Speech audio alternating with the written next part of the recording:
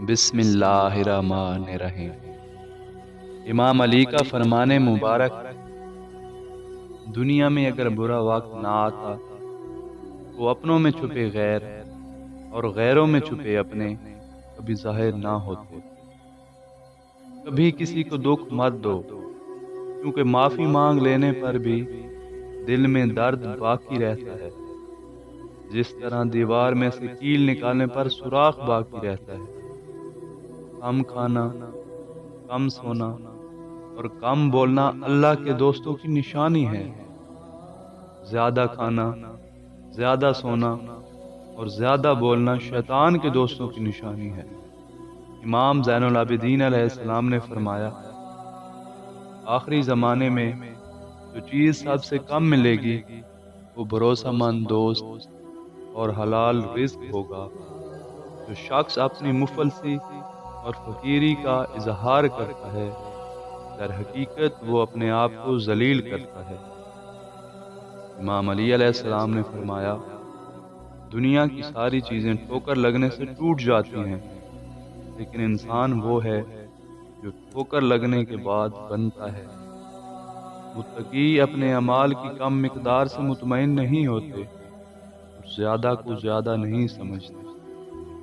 آپ کو سب سے زیادہ ناپسندیدہ شخص وہ ہونا چاہیے جو لوگوں کی عیب جوئی میں زیادہ لگا رہتا ہے۔ اس دنیا میں تمہیں جانچا جا رہا ہے، لیکن تمہیں پیدا دوسری جگہ کے لیے کیا گیا ہے۔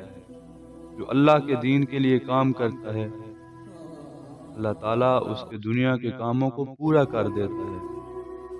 سمجھنے کے لیے پوچھو، الجھنے کے لیے نہ پوچھو۔ کسی بندے کے لیے یہ مناسب نہیں ہے کہ دو چیزوں پر بھروسہ کرے، ایک عافیت اور دوسرا مالداری یعنی دولت۔ کہ عافیت دیکھتے دیکھتے بیماری میں تبدیل ہو جاتی ہے اور دولت دیکھتے دیکھتے غربت کی شکل اختیار کر لیتی ہے۔ مومن سر بلندی اور غرور کو برا سمجھتا ہے اور شہرت سے نفرت کرتا ہے۔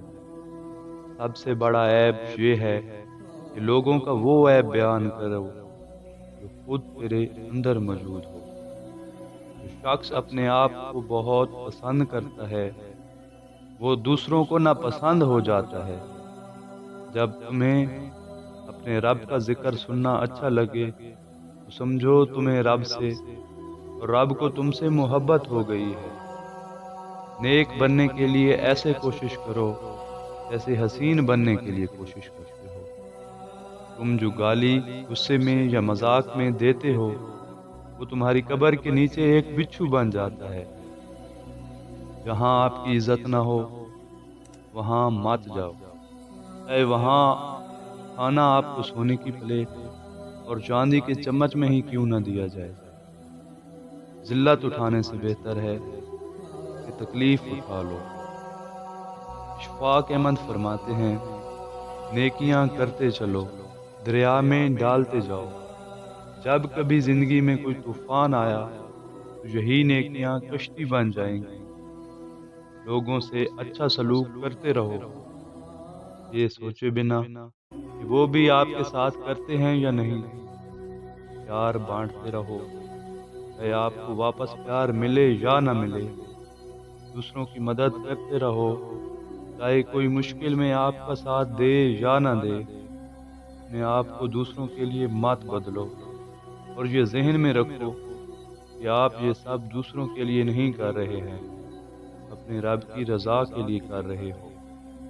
وقت ہمیں کبھی بھی اجازت نہیں دیتا کہ ہم واپس اپنے ماضی میں جا کر ان چیزوں کو ٹھیک کر دیں جو ہم نے ماضی میں غلط کی تھی، لیکن وقت ہمیں یہ مہلت ضرور دیتا ہے کہ ہم اپنا ہر آنے والا دن اپنے گزرے ہوئے دن سے بہتر گزار سکیں۔